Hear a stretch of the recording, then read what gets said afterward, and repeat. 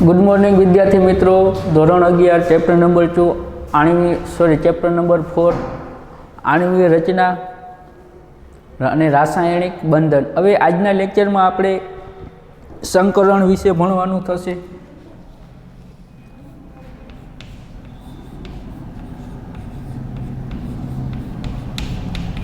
સમજો સંકરણ કે સૌ પ્રથમ તો આપણે એ જોઈએ કે સંકરણ રહ્યું એ સંકરણની જરૂરિયાત શા માટે પડી।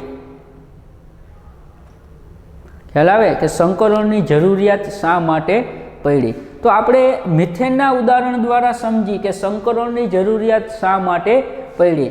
તો આપણે મિથેન લઈએ CH4। તો આ મિથેનમાં આ જે કાર્બન પરમાણુ રહ્યો એ કાર્બન પરમાણુની આજુબાજુ આપણને આ રીતે 4 હાઇડ્રોજન પરમાણુ CH બંધ દ્વારા જોડાયેલા હોય। એટલે કે આ જે બંધ બનેલો હોય એ બંધમાં એક ઇલેક્ટ્રોન કાર્બનનો હોય, એક હાઇડ્રોજનનો। આ મુજબ આમાં પણ એક કાર્બનનો હોય, એક હાઇડ્રોજનનો, એક કાર્બનનો હોય અને એક ઇલેક્ટ્રોન કોનો હોય? હાઇડ્રોજનનો। એટલે કે મિથેનમાં સમજો કે આ જે મિથેનમાં આપણને 4 CH કેવા બંધ હોય? સિગ્મા બંધ હોય। અને આ 4 CH સિગ્મા બંધમાંથી 3 CH બંધ 3 CH બંધ વચ્ચે આપણને કેટલાનો ખૂણો જોવા મળે? 19નો ખૂણો રહેલો જોવા મળે। તો સમજો કે આ આકારની વાત કરી તો વાસ્તવમાં જે આ મિથેન રહ્યો એ મિથેન કેવો આકાર ધરાવે? સમચતુષ્ફલકીય। કયો આકાર ધરાવે? સમચતુષ્ફલકીય। એટલે કે આ જે સંકરણ થાય આ મિથેનમાં જે બંધ બનેલો હોય એમાં કાર્બનની એક S કક્ષક, હાઇડ્રોજનની 1s કક્ષક, એ જ રીતે કાર્બનની એક કક્ષક અને હાઇડ્રોજનની કક્ષક વચ્ચે ઇલેક્ટ્રોનની ભાગીદારી થઈ અને આપણને 4 CH સિગ્મા બંધ બને। અને એ 4 CH સિગ્મા બંધમાંથી 3 CH સિગ્મા બંધ વચ્ચે કેટલાનો ખૂણો હોય? 19 ડિગ્રીનો આપણને ખૂણો જોવા મળે। સમજો કઈ રીતે આપણને રચના થતી જોવા મળે કે જો આપણે કાર્બન પરમાણુની ઇલેક્ટ્રોન રચના લખી તો ઇલેક્ટ્રોન રચના આપણને આ મુજબ જોવા મળે: હિલિયમ 2s2 2px 2py અને કઈ થાય? 2pz। એટલે કે 2px1 2py1 અને 2pz0। એટલે કે આ જે S કક્ષક રહી એ S કક્ષકમાં આપણને ઇલેક્ટ્રોન કેટલા જોવા મળે? 2। અને આ પીની જે 3 પેટા કક્ષકો રહી એ 3 પેટા કક્ષકોની આપણે વાત કરીએ તો આમાં એક ઇલેક્ટ્રોન હોય અને આ એક પેટા કક્ષકમાં ઇલેક્ટ્રોન હોય। હવે સમજો કે આપણે આગળ ભણી ગયા કે જ્યારે પરમાણ્વીય કક્ષકોનું સંમિશ્રણ થાય ત્યારે કા પરમાણ્વીય કક્ષકો અર્ધપૂર્ણ ભરાયેલી હોવી જોઈએ, કા પરમાણ્વીય કક્ષક સંપૂર્ણ ભરાયેલી હોવી જોઈએ। તો અહીંયા આપણે 4 કાર્બન અને હાઇડ્રોજન વચ્ચે 4 સિગ્મા બંધની રચના થાય તો કાર્બન પાસે 4 પરમાણ્વીય કક્ષકો કેવી ભરાયેલી હોવી જોઈએ? અર્ધપૂર્ણ। હવે અર્ધપૂર્ણ કક્ષકો ભરવા માટે સમજો કે ઓલરેડી જો આ કાર્બન પાસે 2 પરમાણ્વીય કક્ષકો અર્ધપૂર્ણ ભરાયેલી છે જ, કઈ? 2px અને 2py, હજી 2 બાકી। તો આપણે આ કાર્બનની ઉત્તેજિત અવસ્થાની ઇલેક્ટ્રોન રચના લખી। સમજો કાર્બનની ઉત્તેજિત અવસ્થા। હવે જો ઉત્તેજિત અવસ્થાની ઇલેક્ટ્રોન રચના લખી તો શું થશે કે આ 2s2 માનો જે 2s2 કક્ષક રહી એમાં 2 ઇલેક્ટ્રોન રહ્યા, એ 2 ઇલેક્ટ્રોનમાંથી એક ઇલેક્ટ્રોનનું સંક્રમણ ક્યાં થશે? 2pz માં। તો આપણને કાર્બનની ઉત્તેજિત અવસ્થાની ઇલેક્ટ્રોન રચના આ મુજબ મળે: હિલિયમ 2s1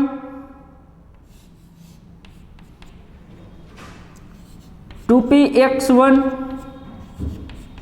2py1 અને 2pz1 તો એમાં આપણે ઇલેક્ટ્રોનની ગોઠવણી કરી તો આ મુજબ આપણને ઇલેક્ટ્રોનની ગોઠવણી થતી જોવા મળે આ 1 આ 2 અને આ 3 ક્લિયર હવે જુઓ આ જે કાર્બન પરમાણુ રહ્યો એ કાર્બન પરમાણુ પાસે જોવો જોઈએ કેટલી અર્ધપૂર્ણ ભરાયેલી 4 અને આપણે હાઇડ્રોજનની વાત કરી તો હાઇડ્રોજનની ઇલેક્ટ્રોન રચના શું થાય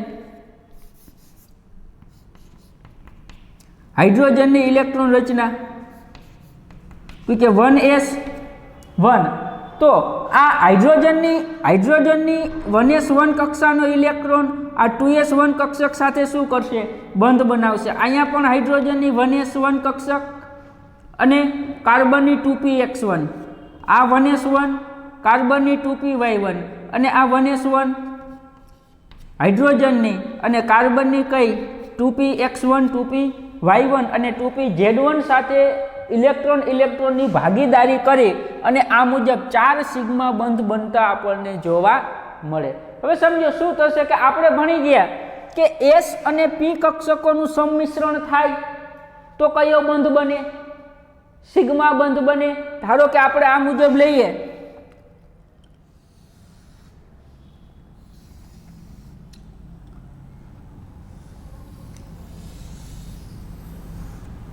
આ કઈ કક્ષક થાય px કક્ષક અને આ જે રે એ કઈ અક્ષ થાય z અક્ષ અને આ કઈ થાય py હવે સમજો આપણે એક 1 by 1 સંમિશ્રણ સમજીએ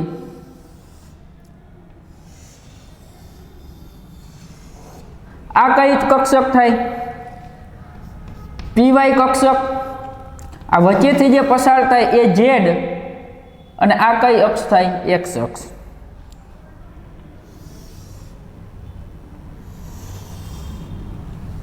અને જે આ વચ્ચેથી આપણે પીળા ચોકથી દર્શાવી એ કઈ થઈ pz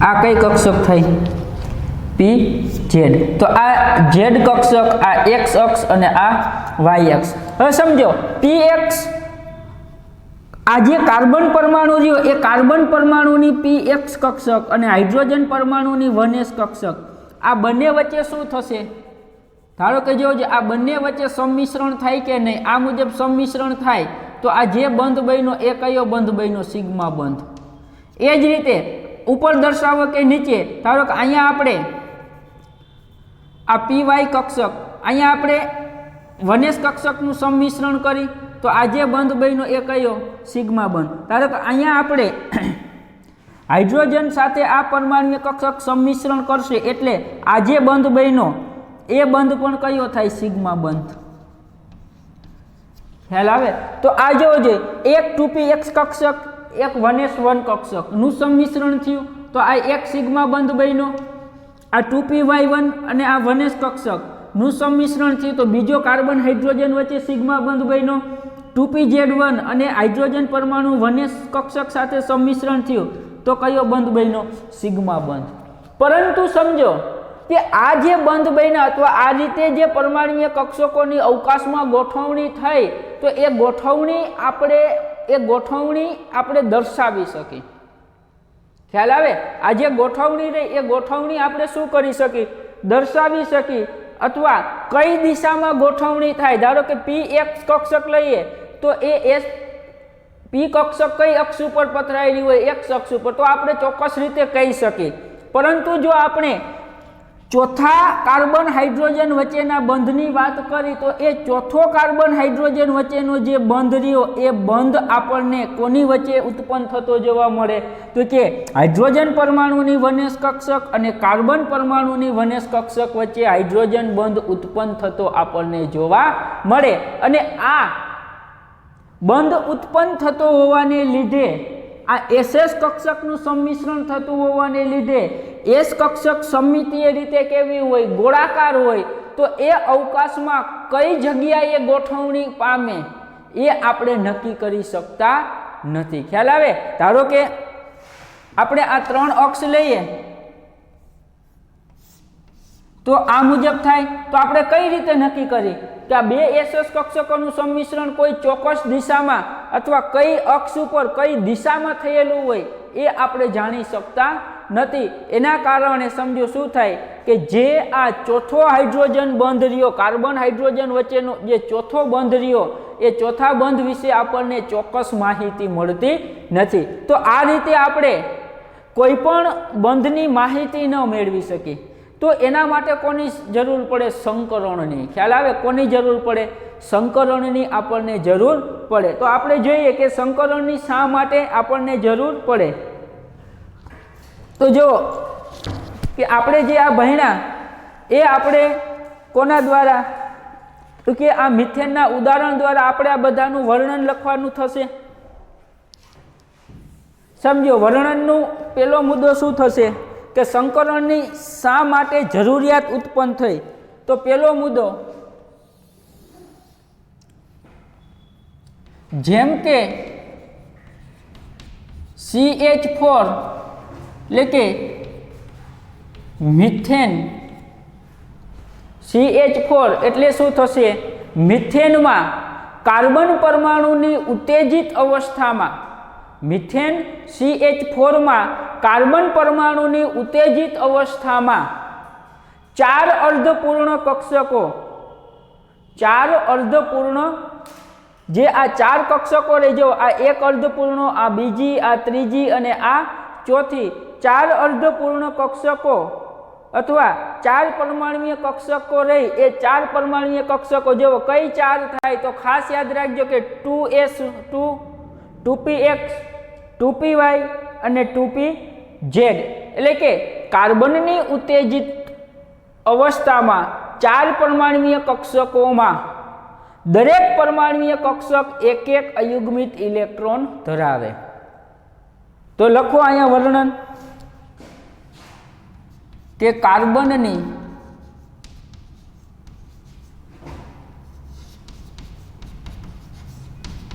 ઉત્તેજિત અવસ્થામાં, કાર્બનની ઉત્તેજિત અવસ્થામાં 4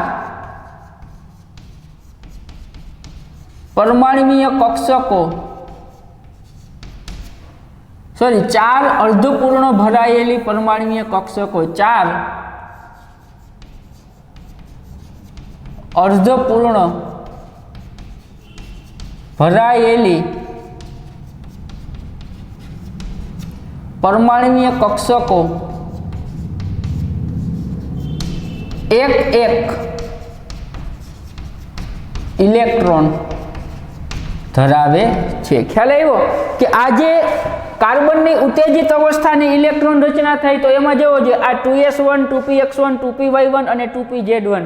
તો આ 4 પરમાણુય કક્ષકો રહે, એ 4 પરમાણુય કક્ષકો કેટલા? તો કે અર્ધપૂર્ણ ભરાય. અને આ બધી અર્ધપૂર્ણ ભરાયેલી કક્ષકોમાં કેટલા ઇલેક્ટ્રોન હોય? તો કે એક એક અયુગ્મિત ઇલેક્ટ્રોન ધરાવે. કે એક એક કેવા ઇલેક્ટ્રોન ધરાવે? અયુગ્મિત ઇલેક્ટ્રોન ધરાવતી આપણને જોવા મળે. હવે જો આ જે 4 અર્ધપૂર્ણ ભરાયેલી કક્ષકો રહે એ 4 હાઇડ્રોજન પરમાણુની 1s1 કક્ષક સાથે જોડાય. ખ્યાલ આવે? જો આ 2s1, આ જે 4 હાઇડ્રોજન પરમાણુની 1s કક્ષકો જે એક જ ઇલેક્ટ્રોન ધરાવે તેની સાથે સંમિશ્રણ પામી અને 4 CH બંધ બનાવે. ખ્યાલ આવે? તો હવે એનું વર્ણન આપણે લખી તો શું થશે સમજો. તો કે આ 4 અર્ધપૂર્ણ ભરાયેલી, અર્ધપૂર્ણ ભરાયેલી કક્ષકો હાઇડ્રોજનની 1s1 કક્ષક સાથે, 1s1 કક્ષક સાથે સંમિશ્રણ પામી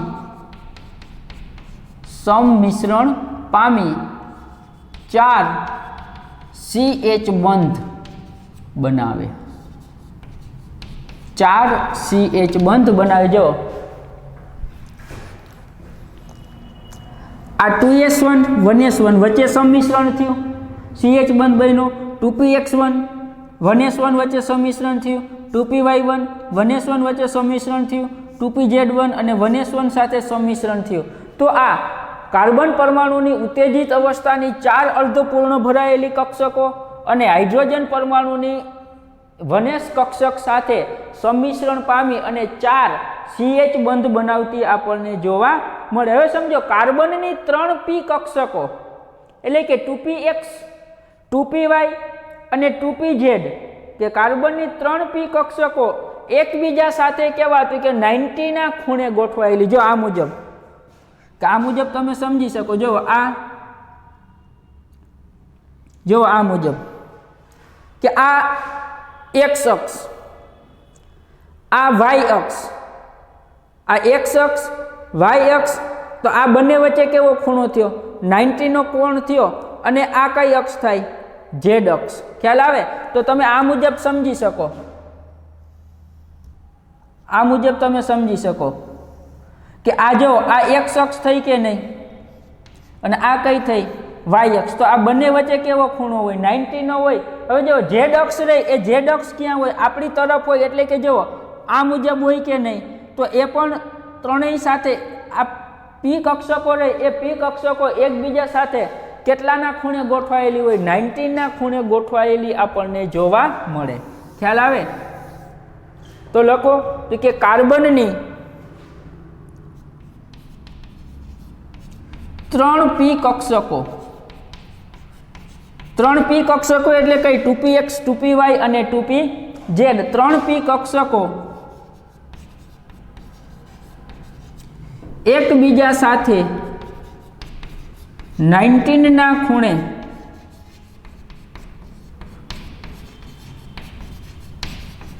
ગોઠવાયેલી હોય છે. ખ્યાલ આવે? એકબીજા સાથે કેવા ખૂણે ગોઠવાયેલી હોય? તો કે 19 ના ખૂણે આપણને ગોઠવાયેલી જોવા મળે. આથી સમજો કે જો આ બધી એકબીજા સાથે 19 ના ખૂણે ગોઠવાયેલી હોય તો આ 3 કક્ષકો એટલે કે આ 3p કક્ષકો અને કાર્બન પરમાણુની 1s કક્ષકો સાથે જ્યારે સંમિશ્રણ થાય ત્યારે જે 3 કાર્બન હાઇડ્રોજન બંધ બને એ 3 કાર્બન હાઇડ્રોજન બંધ વચ્ચે કેટલાનો ખૂણો હોય? તો કે 19 ડિગ્રીનો ખૂણો ઉત્પન્ન થતો આપણને જોવા મળે. ખ્યાલ આવે? કે ધારો કે જો આ એક કક્ષક થઈ, હવે હું અહીંયા દર્શાવું, આ બીજી કક્ષક થઈ અને હું ત્રીજી અહીંયા દર્શાવું, તો આ 3 કક્ષક વચ્ચે કેવો ખૂણો ઉત્પન્ન થાય? 19 નો. આથી કાર્બન સાથે જ્યારે કાર્બનની p કક્ષક સાથે જ્યારે હાઇડ્રોજનની 1s કક્ષક સંમિશ્રણ પામે અને જ્યારે CH બંધ બને ત્યારે આ 3 CH બંધ વચ્ચે કેટલાનો ખૂણો ઉત્પન્ન થાય? તો કે 19 ડિગ્રીનો ખૂણો ઉત્પન્ન થતો આપણને જોવા મળે. એટલે કે આથી 3 કાર્બન હાઇડ્રોજન એકબીજા સાથે સમજો, આથી 3 કાર્બન અને હાઇડ્રોજન બંધ એકબીજા સાથે 19 ના ખૂણે ગોઠવાય. જો આ મુજબ કઈ રીતે? જો આપણે આ બધું આમાં દોરી, જો આ x અક્ષ તો આવી ગઈ. હવે જો આ y અક્ષ,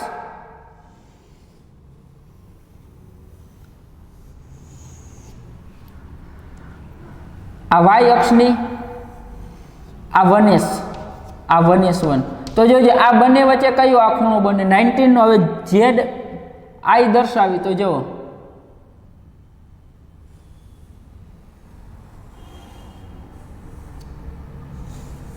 તો આ પણ બધી કક્ષકો રે એ કક્ષકો એકબીજા સાથે કેવા ખૂણે ગોઠવાય? 90 ના ખૂણે. તો 3 જે CH બંધ બને એ CH બંધ પણ એકબીજા સાથે કયા ખૂણે ગોઠવાય? તો કે 90 ડિગ્રીના ખૂણે ગોઠવાતા આપણને જોવા મળે. ખ્યાલ આવે? કે આ મુજબ 90 ડિગ્રીના ખૂણે બધા જ બંધ શું થાય? ગોઠવાતા આપણને જોવા મળે. પરંતુ જુઓ, આ કાર્બનની 2s કક્ષક અને હાઇડ્રોજનની 1s કક્ષક, કાર્બનની 2s અને હાઇડ્રોજનની વનેશ કક્ષક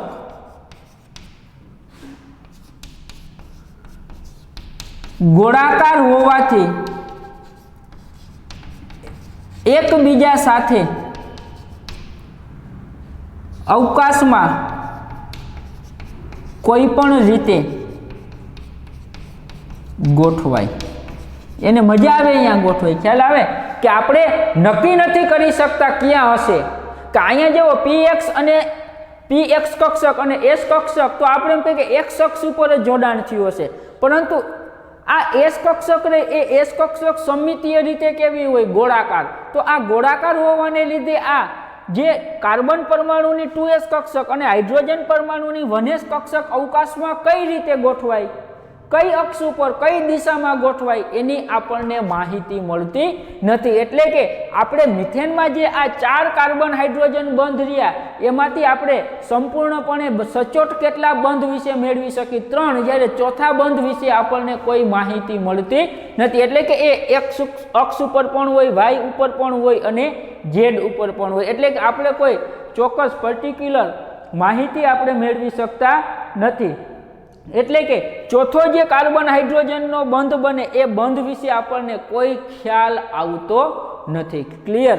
તો આ આપણે સંકરણની જરૂરિયાત શા માટે ઉત્પન્ન થઈ એ કોના દ્વારા સમજ્યા? મિથેનના ઉદાહરણ દ્વારા. હવે આગળ જોઈએ આપણે.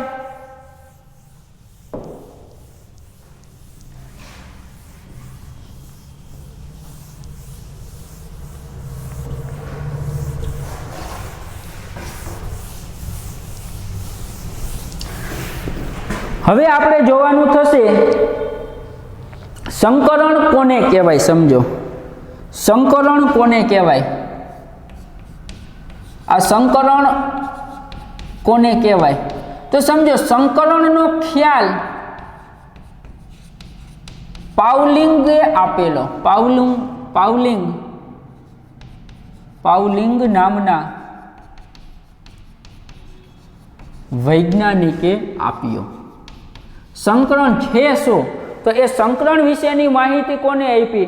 કે પાઉલિંગ નામના વૈજ્ઞાનિકે. હવે સમજો કે સંકરણ એટલે શું? કે જ્યારે પરમાણ્વીય કક્ષકો એકબીજા સાથે જોડાય ત્યારે, કે અહીંયા આપણે જોયું હતું કે 1s કક્ષકો એકબીજા સાથે જોડાણી, 2s 1s કક્ષકો જોડાણી, 2p 2s 1s કક્ષક જોડાણી. તો જ્યારે આ પરમાણ્વીય કક્ષકો એકબીજા સાથે જોડાય ત્યારે સમતુલ્ય કક્ષકોનો એક સેટ બને, કે જેને આપણે કોના તરીકે ઓળખતા હોય? સંકરણ તરીકે ઓળખતા હોય. ખ્યાલ આવે કે સંકરણ એટલે શું? કે જ્યારે કોઈ પણ કક્ષકો એકબીજા સાથે જોડાય ત્યારે સમતુલ્ય કક્ષકોનો એક સેટ બને, કે આ સેટને આપણે કોના તરીકે ઓળખતા હોય? સંકરણ તરીકે. તો સમજો કે સંકરણ એટલે શું? કે જ્યારે પરમાણ્વીય કક્ષકો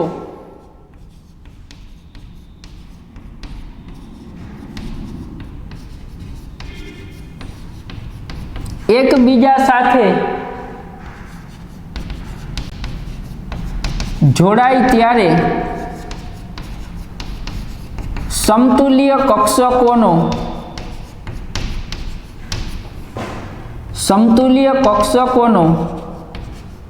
સેટ બને છે, જેને શું કહેવાય? સંકરણ તરીકે ઓળખવામાં આવે છે. સમજો કે જે આપણે આ 1s આપણે જો આ s કક્ષક અને આ p કક્ષક લઈએ, તો આ s કક્ષક અને p કક્ષક જ્યારે એકબીજા સાથે જોડાય ત્યારે આ s કક્ષક અને p કક્ષકમાંથી એક નવી જ કક્ષકોનો આખો સેટ બને. અને આ જે sp કક્ષકનો સેટ બન્યો એ સેટ બનવાની ઘટના રહી, એ ઘટનાને આપણે કોના તરીકે ઓળખતા હોય? સંકરણ તરીકે ઓળખતા હોય. ખ્યાલ આવે કે જેને આપણે કોના તરીકે ઓળખતા હોય? સંકરણ તરીકે. એટલે કે પરમાણ્વીય કક્ષકો જ્યારે એકબીજા સાથે સંમિશ્રણ પામે જોડાય ત્યારે આપણને એમાંથી એક સમતુલ્ય કક્ષકોનો સેટ બનતો જોવા મળે. તો આ જે સમતુલ્ય કક્ષકોનો સેટ બને કે જેને આપણે કોના તરીકે ઓળખતા હોય, સંકરણ તરીકે આપણે ઓળખતા હોય. અને શુદ્ધ કક્ષકોને બદલે આવી સંકર કક્ષકોનો ઉપયોગ, સમજો કે શુદ્ધ કક્ષકો રહી એ શુદ્ધ કક્ષકોને બદલે સમજો કે આપણે એમ કીધું કે કાર્બન હાઇડ્રોજન વચ્ચેનો બંધ કોના લીધે બન્યો, તો આપણે એમ કહીએ કે પરમાણ્વીય કક્ષકોને લીધે. પરંતુ વાસ્તવમાં એ પરમાણ્વીય કક્ષકોનું શું થયું, સંમિશ્રણ. અને એ પરમાણ્વીય કક્ષકોનું સંમિશ્રણ થયું એટલે કંઈક નવી જ સમતુલ્ય કક્ષકોનો શું બની ગયો હોય, સેટ. તો હું એમ કહી શકું કે જ્યારે કોઈ બંધની રચના થાય તો એ બંધની રચનામાં શુદ્ધ કક્ષકો ભાગ ન લે, પરંતુ કેવી કક્ષકો ભાગ લે, સંકર કક્ષકો અથવા સંકૃત કક્ષકો બંધનમાં ભાગ લેતી હોય. ખ્યાલ આવે કે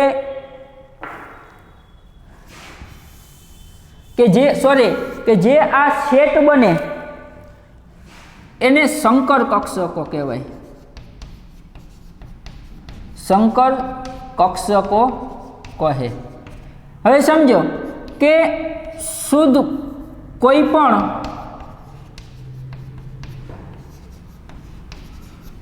બંધ બનવામાં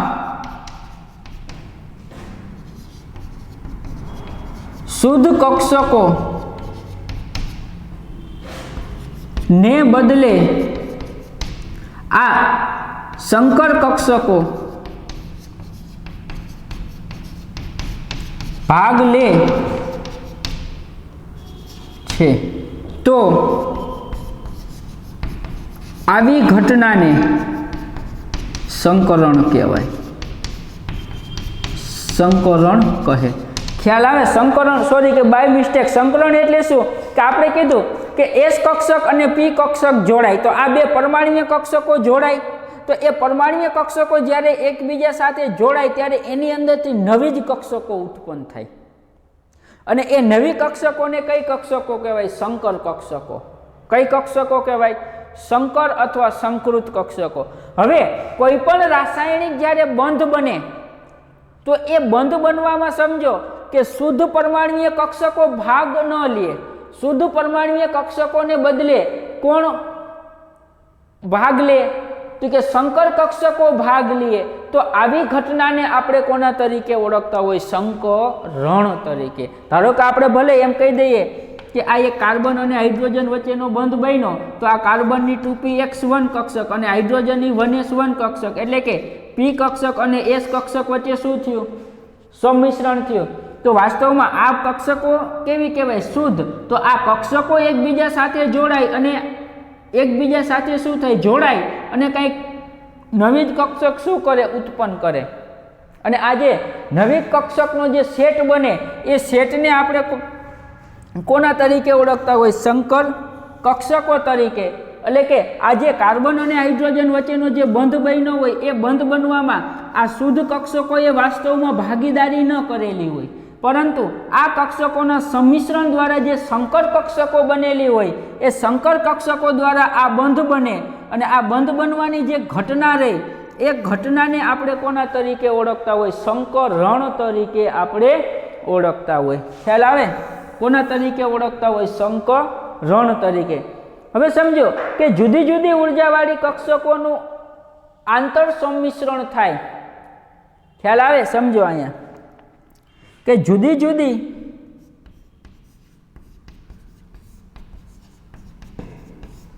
ઉર્જાવાળી કક્ષકોનું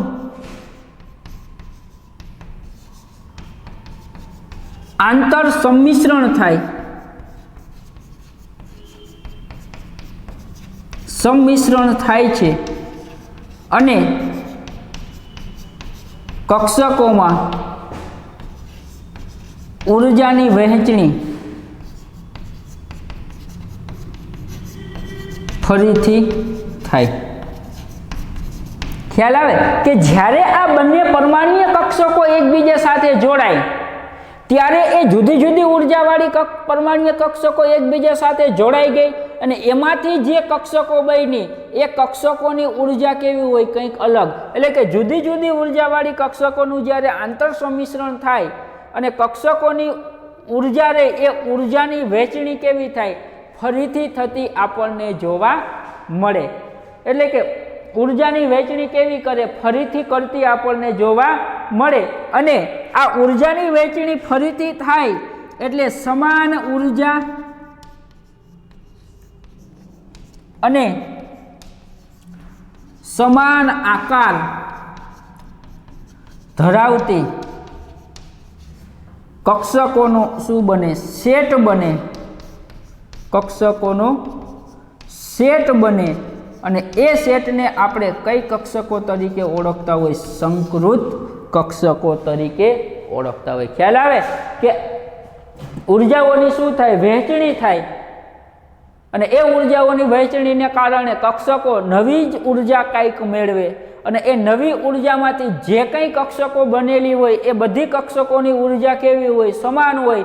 એના આકાર કેવા હોય? સમાન હોય. તો આવી સમાન ઉર્જા અને સમાન આકાર ધરાવતી જે કક્ષકોનો એક સેટ બને અને એ સેટને જ આપણે કોના તરીકે ઓળખતા હોય? સંકૃત કક્ષકો અથવા સંકર કક્ષકો તરીકે આપણે ઓળખતા હોય. તો આ આપણે સંકરણની વાત કરી કે સંકરણનો ખ્યાલ સૌ પ્રથમ કોને આપ્યો હતો? કે પાઉલિંગ નામના વૈજ્ઞાનિકે.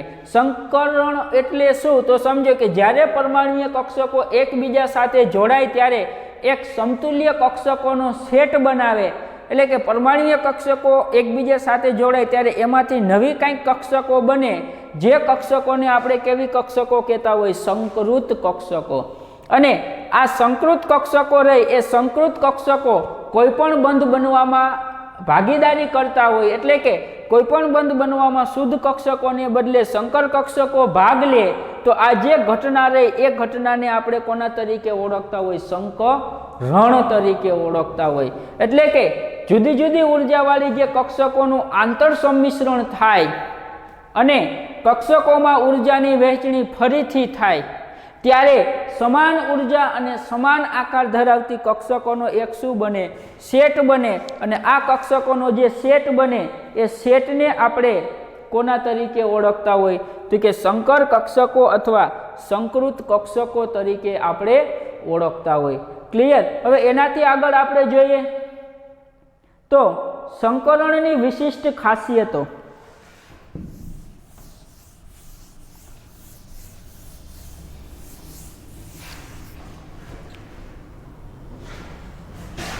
સમજો કે સંકરણની ખાસિયતો. સંકરણોની ખાસિયતો. તો સમજો કે સંકરણની પહેલી ખાસિયત શું? તો જો આપણે સંકરણની ખાસિયતની વાત કરીએ તો સંકૃત કક્ષકોની સંખ્યા સંકરણમાં ભાગ લેતી અથવા સંકરણ પામતી પરમાણુય કક્ષકોની સંખ્યા બરાબર હોય. સંકૃત અથવા સંકર કક્ષકોની સંખ્યા સંકર કક્ષકોની સંખ્યા કોના જેટલી હોય? તો કે સંકર કક્ષકોની સંખ્યા સંકરણમાં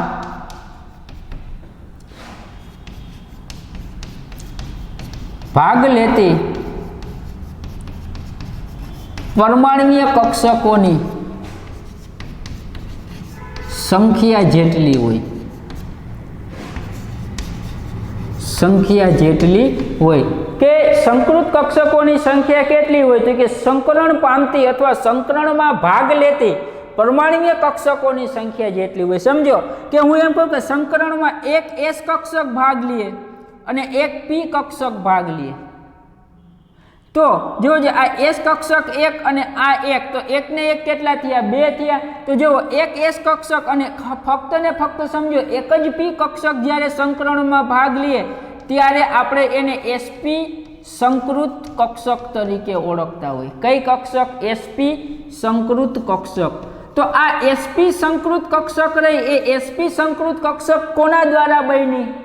તો આ આપણે એક એસ પરમાણુય કક્ષક લીધી અને એક કઈ પરમાણુય કક્ષક લીધી? પી. તો આ એક એસ અને એક પી પરમાણુય કક્ષક. તો સંકરણમાં કુલ કેટલી પરમાણુય કક્ષકોએ ભાગ લીધો? 2. તો આપણને કેટલી પરમાણુય સંકૃત કક્ષકો મળે 2.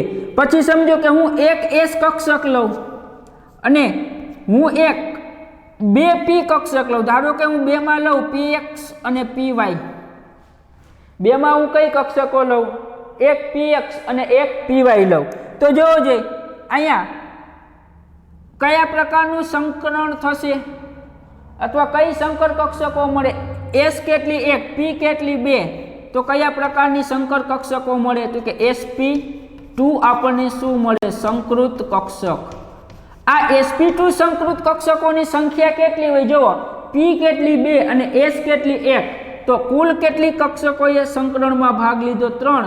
તો મને અહીંયા 3 sp2 સંકૃત કક્ષકો મળે.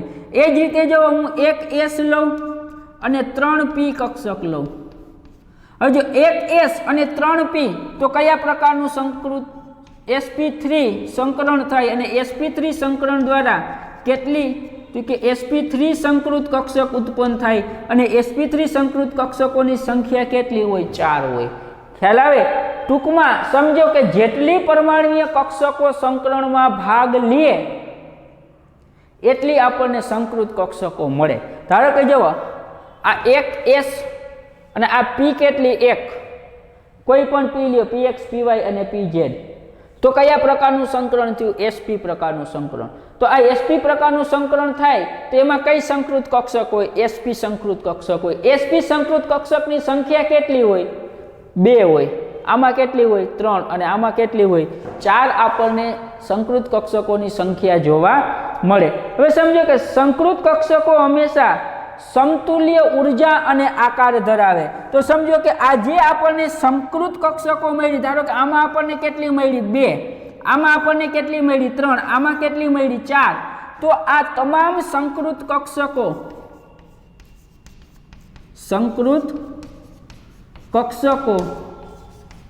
સમાન સમતુલ્ય એટલે સમાન ઉર્જા અને સમાન શું ધરાવે? આકાર. સમાન ઉર્જા અને સમાન શું ધરાવે? આકાર ધરાવતી એટલે કે જુઓ આ sp માંથી આપણને 2 sp સંકૃત કક્ષકો મળી. તો આ બંને sp સંકૃત કક્ષકોની ઉર્જા પણ કેવી હોય? સમાન. અને આકાર પણ કેવા હોય? સમાન આપણને જોવા મળે. હવે સમજો કે શુદ્ધ પરમાણ્વીય કક્ષકો કરતા સંકૃત કક્ષકો સ્થાયી બંધની રચના કરે. ખ્યાલ આવે? કે શુદ્ધ પરમાણ્વીય કક્ષકો કરતા સંકૃત કક્ષકો સ્થાયી બંધની શું કરે? રચના કરે. ખ્યાલ આવે? કે આ શુદ્ધ કક્ષકો કરતા આ જ્યારે એકબીજા સાથે સંમિશ્રણ પામે ત્યારે જે બંધ બને એ બંધ ખૂબ જ કેવી હોય? સ્થાયી હોય. અને સંકૃત કક્ષકો રહે એ સંકૃત કક્ષકો અવકાશમાં ચોક્કસ રીતે શું પામે? ગોઠવણી પામે. અને જેથી ઇલેક્ટ્રોન યુગ્મો વચ્ચે ઓછામાં ઓછું શું થાય? અપાકર્ષણ થાય અને આપણે બંધ બનાવી શકીએ. ખ્યાલ આવે? તો આ આપણે સંકરણની શેની વાત કરી? ખાસિયત. હવે આપણે સંકરણ આપણે જોવાના થશે sp, sp2 અને sp3. એ સંકરણ વિશે આપણે નેક્સ્ટ લેક્ચરમાં ચર્ચા કરીશું. Thank you.